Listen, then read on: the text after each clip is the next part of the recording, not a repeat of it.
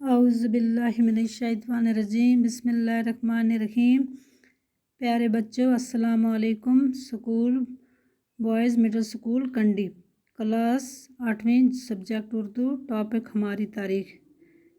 प्यारे बच्चों, आज हम हमारी तारीख़ के सवालात करने जा रहे हैं।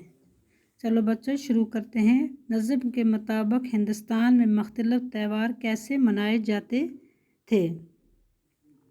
इसका जवाब है, नज़्म के मुताबिक अंग्रेज़ी हुकूमत से पहले घर घर में दिवाली के त्यौहार पर बग़ैर तसब के घर घर में दिए जलते थे। सब लोग मिलजुल कर ईद, दिवाली और होली जैसे खुशी के त्यौहार धूमधाम से मनाते थे और हर त्यौहार सबके लिए खुशियाँ लेकर आता था। सवाल नंबर 2, अजनबी हाथों से शायर की क्या मुराद है? इसका जवाब है, अजनबी हाथों से शायर की मुराद गैर कौम की हुक्मरानी यानी अंग्रेज़ी दौरे हुकूमत है। सवाल नंबर 3, हमारी तारीख़ को किस तरह तब्दील किया गया? हमारी तारीख़ को किस तरह बदल दिया गया?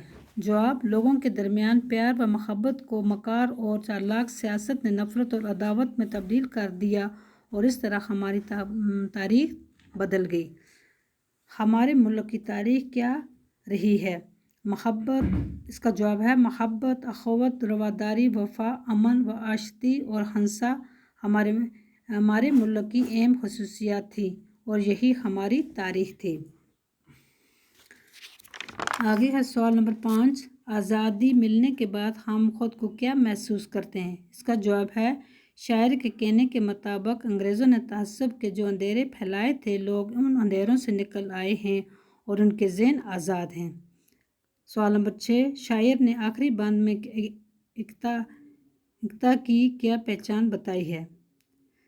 शायर ने आखिरी बंद में कहा है कि लोगों के फ़िक्र व अमल और यकीन एक हैं, उनकी ज़मीन एक और उनका वतन एक है। बस बच्चों, आज का सबक यहीं तक है। अल्लाह हाफ़िज़।